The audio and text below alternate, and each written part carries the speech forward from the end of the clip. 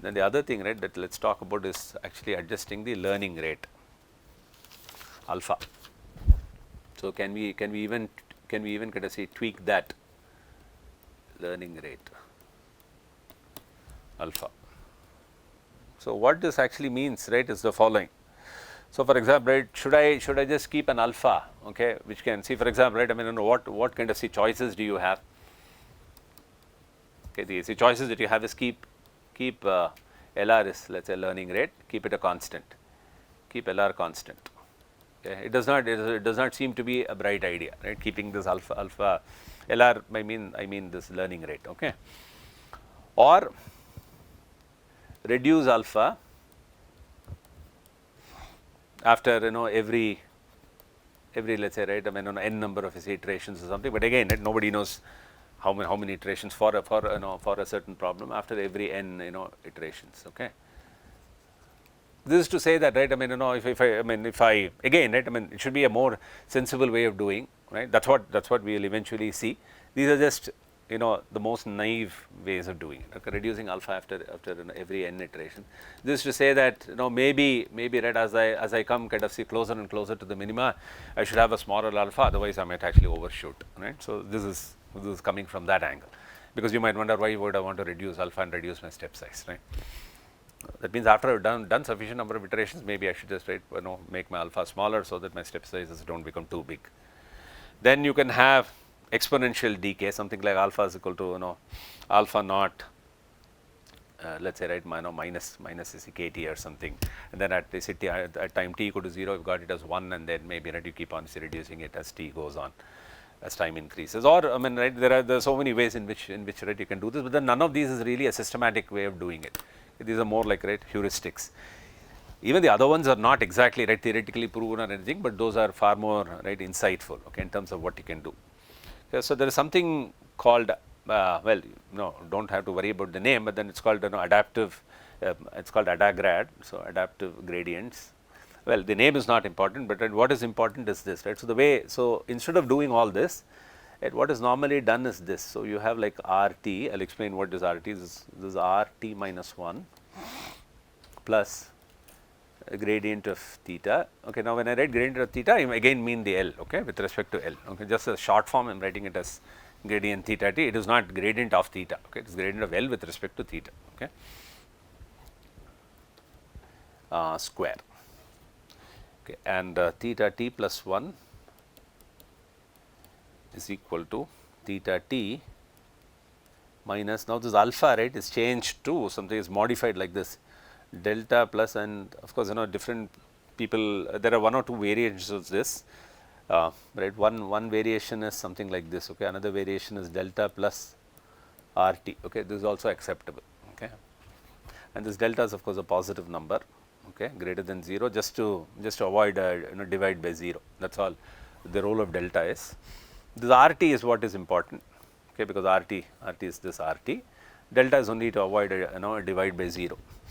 Then you have the gradient of, you see, theta t, right. This is our thing, right, whatever we normally use.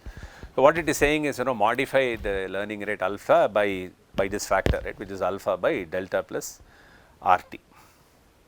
So the idea is as follows, right. Now if you look at RT, right, RT, I mean, again, right, I mean, you're taking RT minus 1 and then adding up and so on. So right, it's like saying that, you know, for example, when you find a gradient, okay, of L, right, you know, with respect to this unknown theta, and suppose right, suppose we have certain values. Now if let's say, if okay, now these are your gradients, okay, if some of them are small, let's say, right, and if you kind of keep your alpha fixed, then basically what will mean is, you know, when you have to go in you know, n orientations, right, n kind of directions, what will happen is, in you know, in a certain different direction, the step that you will take is going to be automatically smaller, because of the fact that the gradient, right, along that is already small, and if you fix your alpha, then it will mean that, right, you will just move, you know, smaller, right, in that sort of a different direction.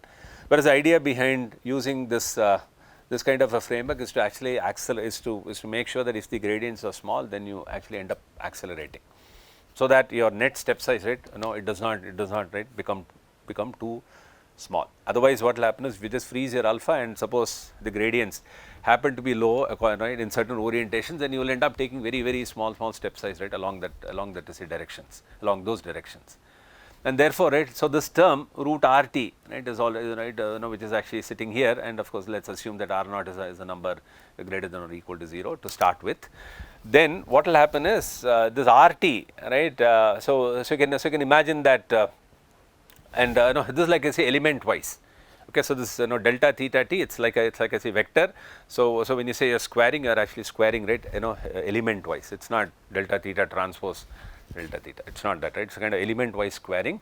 And what you are saying is for each element, right, you will try to see how much is my this one gradient square, and then put that into RT. And the idea is that if for a certain this one direction, if my say delta theta t happens to be small, which I will know anyway because I am actually computing it, then what I will do is then automatically I know that my RT is small, and therefore my alpha by root RT will then effectively become higher, and therefore it helps me kind of move forward faster. The only problem with this is that as time progresses, right, then what will happen is this RT, right, irrespective of or any other thing, right, it will start to accumulate over time, right, because you are doing RT is equal to RT minus 1 plus this, right, this one delta theta t square. Therefore, over a period of time, this RT will sort of what you say will get to a large value, and therefore, even if your delta theta t is small, because RT is already accumulated, right. So what will happen is the required movement, right, that you want will not happen because of the fact that RT is already accumulated, and therefore, right, people do not actually use it exactly in this form. There is a modification, right, that they actually make to RT such that right, I mean, you can actually you can have a forgetting factor, just like you had that forgetting factor, right, with respect to Vt that we showed earlier. Similar to that, right, a similar thing is actually employed here, but then here it's just convex sort of a combination. Okay. So yeah, so the only thing is, right, so used in this form, this grows with time, this will grow with time. This means this RT, okay, this will grow with time, and hence the step size will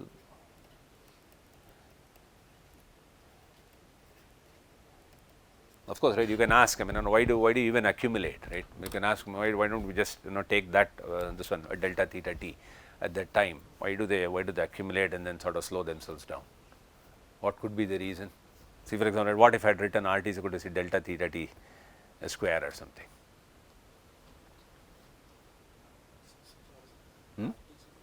No, what I am saying is, I mean, they use a previous history, right, in order to be able to move.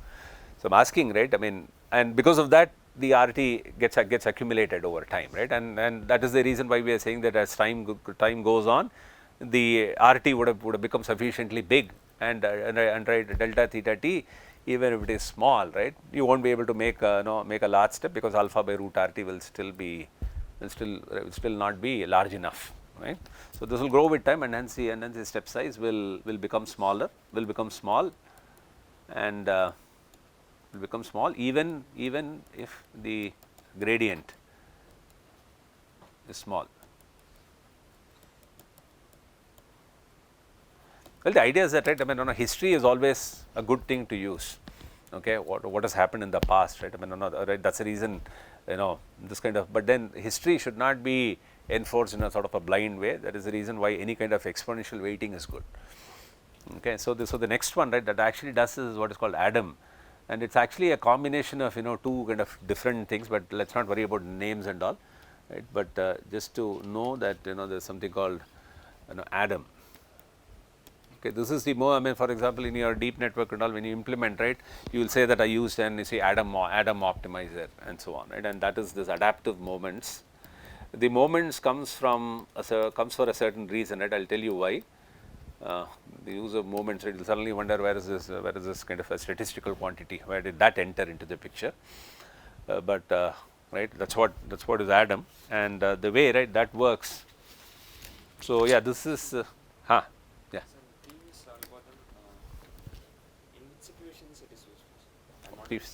In which situation is it useful?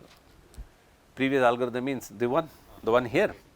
Okay, so what we are saying is, right, so if this term was not there, and if you had simply alpha times delta theta t, and delta theta t is like is actually a vector, right? Theta t plus 1 is actually a vector. So each element, each of these weights, for example, is going to get updated with time. So what this is saying is that if you compute a gradient, and if that gradient for certain weights, if it is small, but if you freeze alpha, right, if you just use one global alpha for let's say all the weights, then what will happen is your step size, right, will automatically be smaller. That means those weights will get updated much less, because your alpha is fixed. Whereas if you divide it by root of RT, where this RT is being accumulated from a history, and RT is a function of actually delta theta t, then if delta theta t is small, then alpha by that root RT will then be a sufficiently large number, right? So effectively you are giving a larger push for only for those weights, not for everybody, right? Only for so for example, right, if this weight, if this has a gradient that is small, then the step size that you will the learning rate you will apply is alpha by root RT. So that weight, otherwise it would have taken forever, right, because the fact that it has a gradient that's very low, but instead of that you just accelerate it. But all this will have still that kind of a pitfall that somewhere you might actually cross over and all. But then we are hoping that generally a terrain, it's not like, right, within the first few iterations you will get to the minimum, right. So the idea is that you apply all this so that initially, right, you cover as much ground as you can, and you don't really worry about oscillation and stop everything, right. It's not like, oh, what if I have a large alpha and therefore what if I cross over a minima or something, right. Minima and all you will hit eventually. So the idea is that initially, right, when you want to make that move, you make it in a fairly significant way, right. That's the idea. Then this one, right, Adam, the way this Adam works, right, is as follows. So the equations are like this. So okay, it has two things. Okay, they are very similar. St is equal to, let's say, rho 1 St minus 1 plus 1 minus rho 1, right, which is why I said that this is some kind of a convex combination of, and then delta, right, the gradient, not delta, gradient theta t, and RT is equal to some rho 2. Again, rho 1 and rho 2, right, can be between 0 and 1. Then RT minus 1 plus 1 minus rho 2, and this is gradient theta t square. Okay, and theta t plus 1. So you can always replace theta t plus 1, think of it as some Wt plus 1 or a Bt plus 1. So theta t minus alpha by delta plus root of RT tilde, I will tell you what this RT tilde is, into St tilde. St tilde. So if you try to compare with the earlier one, and one thing, right, which I will just leave it for you to show as a simple thing, right. I think it's very easy to show that RT, right, you can write it in a kind of a form that 1 minus rho or rho 1 or rho 2, right, in this case, whatever, right. So 1 minus rho 2 if you wish, summation I equal to 1 to t, this I just leave it to you, okay. Then gradient theta t square e raised to rho raised to t minus I. No, this should be theta I, not theta t. It should be theta, I think it's wrong here, it should be theta I e raised to t minus I. Okay, this I'll just leave it to you to show. It's very simple to show. So so again, right, this again some kind of an exponential weighting, which means that, right, every element will get. So for example, if your I is at t, right, then this rho t minus I will just become 1, and you'll have 1 minus rho times delta theta t square, right. But then if you look at the past history, they will have rho into 1 minus rho, right, delta theta t minus 1, and then rho into rho square into 1 minus rho, and then rho cube into 1 minus rho, and because of the fact that rho is between 0 and 1, typically rho will be like 0.8, 0.9 or something, and therefore what will happen is again that kind of an exponentially weighted decaying will all happen, right. That means the past case will get, things too much in the past will get automatically weighted down, but then, right, the only thing, okay, so in that sense, right, these things are very similar to what you've already seen, And then of course, you would have wondered, why do we have an RT, sort of a tilde here? Why couldn't we have simply had, why couldn't we have had just RT? Now this RT tilde is actually a function of RT, and it is given as RT tilde is given as RT by 1 minus rho 2 to the power T, and ST tilde is similarly ST by 1 minus rho 1 to the power T, and this is called a bias correction. Okay. I won't kind of go into the actual details. I mean, okay, like I said, right, we can't enter into all the details of what is bias correction and so on.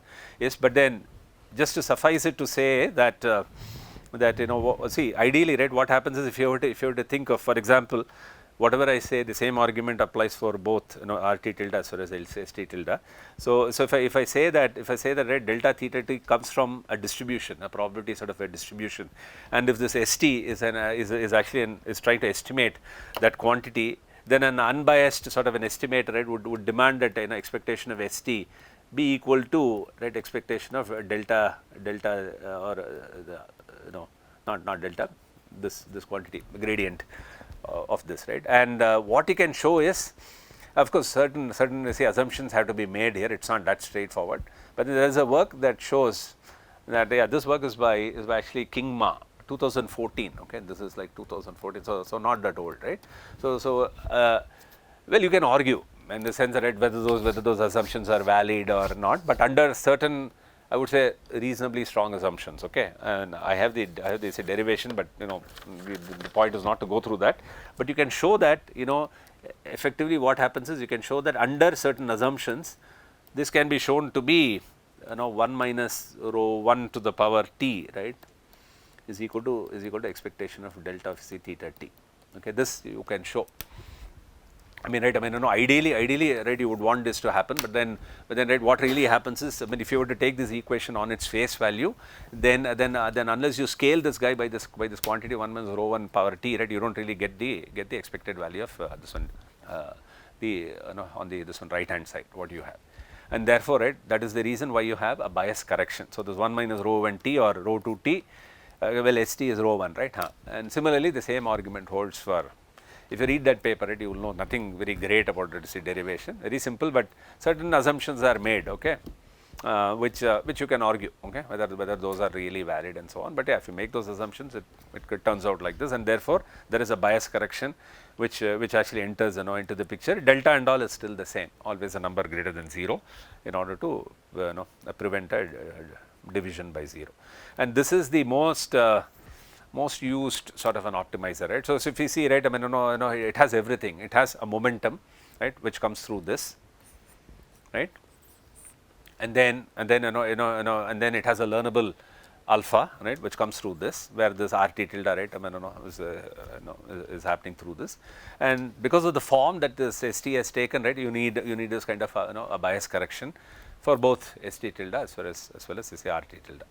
And the same argument, the same thing, if you simply assume that, right, expectation of RT should be equal to expectation of delta theta t square, delta gradient theta t square, then same thing. Okay, whatever is a derivation you follow for this, right, you can also follow for this.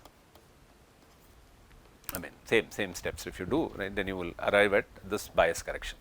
Okay, now this is what you will normally use. Okay, Adam is the most used thing. Okay.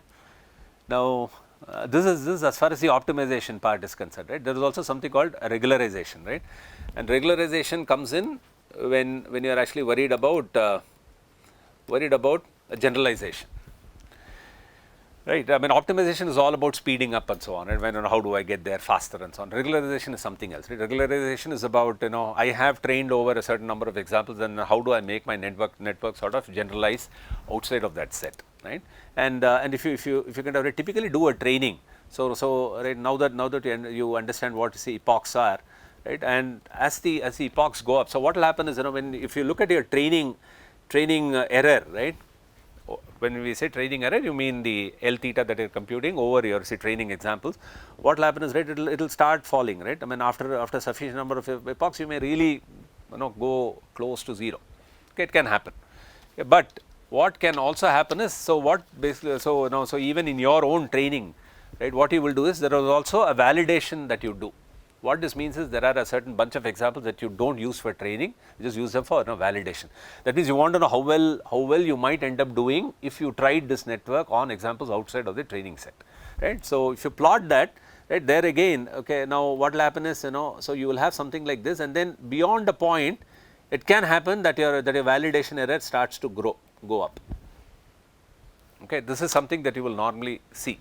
So, what this means is that, see, as your epochs keep increasing, right, you will first epoch, 10th epoch, 100th epoch, and so on, then what will happen is your training error will start to go down, because you are forcing it to be as small as possible, right. I mean, right, that is the whole idea. I told you gradient descent is actually greedy, right, it will never allow for an increasing the error. So, it has to drop. How far it drops is we have to see, but then it has to drop, it can never increase. But what can happen is your validation error, right. So, for example, right, I mean, see this point, right, up to this point it looks like, well, my training error is not down to 0, definitely, but then on the validation side there is of course a gap, right. I am not doing as well as I am doing on my training set, but still, right, I seem to have learned something, right, in the sense that if that error margin is acceptable, I will say it is okay. But then beyond that, right, if I try to push my network to really do very well on my training set, I might actually end up, right, overfitting to that. And if that overfitting happens, then what will happen is on the validation error, you will start actually, right, on that part the right, network will start to falter, and this error will start to grow, right. Therefore, it is never a good idea to actually push your training error to 0. You may think that, well, I am doing a fantastic job on my training examples, but that is not the idea at all, right. So, regularization is something that is about generalizing outside the set. So, even if you do not do so well on your training set, you can still be okay with it, as long as the validation error gap is not of course, right, too high. Otherwise, of course, you will have to go down until right, that error becomes acceptable. Therefore, this regularization can be kind of say done in so many ways, which is actually to increase the generalizability or generalizing capability of a network, generalization capability of a network. That is the goal, whereas optimization was all about speed up, generalization capability of a network. Okay, and such a thing is called actually early stopping. Okay, early stopping is one way to actually achieve this. That means you stop off early, right? You don't keep on going. Okay, so early stopping is one way to actually regularize. Then the other way to regularize is data augmentation. Data augmentation actually means that, right, you may have examples with you, but then you can create more examples out of those examples, which means that you can bring in variations that that will actually help that will expose a network to even other kinds of examples. So, for example, right, you can have data augmentation that can come in a geometric way, or you can have data augmentation that can come in a photometric way. A geometric way means that I take an image, right, which is a training example for me, but now if I shear it, I kind of say rotate it, right, and I do kind of, right, all kinds of things. I mean, if it is a classification problem, it is easy to tell, no. Even if I shear it, it is still the same object, right. If I rotate it, I still want it to be the same object. I may do so. So there are a bunch of geometric things, right, which you can do, geometric transformations which you can do. There are a bunch of geometric transformations which you can do on your existing examples, right. You are just generating more examples from what you have. It is not like somebody has given you these, you are generating more just because you want the generalizability of the network to increase. Because the network couldn't have probably seen these examples, you are trying to show it examples of that kind. Other could be photometric transformations, right. Photometric means you can actually increase, I mean, you can do something to the intensities themselves. The image remains the same, you are not rotating, sharing or anything, but then you could add noise to it, you could actually blur, you could actually add some blur to it, or you can add some shadow effects to it. You can do things to simple things that are at the photometric level, which means at the intensity level, and these are photometric transformations. So these are of the kind. So here, right, this could be rotation, translation, shear, whatever, right. I mean, you can think of so many ways in which you can actually affect scale, right. You can do all of that, and in every time you still want a label to be unchanged. Photometric transformations, you can think about noise, adding noise, okay, by which noise means I mean adding noise, jitter, blur, shadows, whatever, right, illumination gradient on the image. You can if it is easy to do, right. If it is too complicated, then probably you don't want to try it, but these again, right, this again is again another simple way by which you can, in fact, these are things that, let's say, people commonly do, Okay. In fact, this kind of a thing is what is also used for what is called a contrastive learning, because even after you do that, right, it still remains a positive example, and that you know a priori. Okay.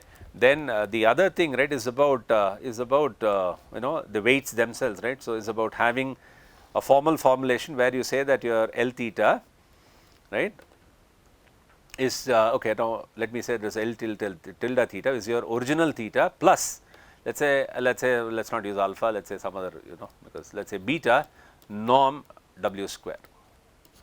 Right. That means now you explicitly want your norm of, say, W. See, till now we had used an L theta, right. That was only cost that we used. Now you can throw in additional terms, right, which specifically address the weight part, which means that right, you don't want, suppose I start with some sort of a network, right, with certain layers and weights and so on. It doesn't mean that, you know, I'm actually okay with all the weights being large and all that. Why should that be the case, right? Why not I actually make sure that only those weights that are really needed to do my work should be out there, and if and you know, let's not have the weights blow up, because all that will mean computationally that I'll have to store so many weights and then I'll have to use all of them, right? And therefore you might want to look at, of course this can also be an L1 norm, depends. Okay, the simplest form is actually having an L2 norm on this one W1, so that you get actually a modified cost. Okay, this I'll talk about in the, you know, next class as to why this, right, what is the implication of this, you know, with respect to the eigenvalues of the say Hessian of you know, Hessian of this guy, right. I mean, you know, dou L theta by this one dou theta, and we'll see, okay, what that means. And there is also another way, what is called a dropout, which is again another form of regular. So there are now 2-3 things, okay, which we will see in the, you know, next class.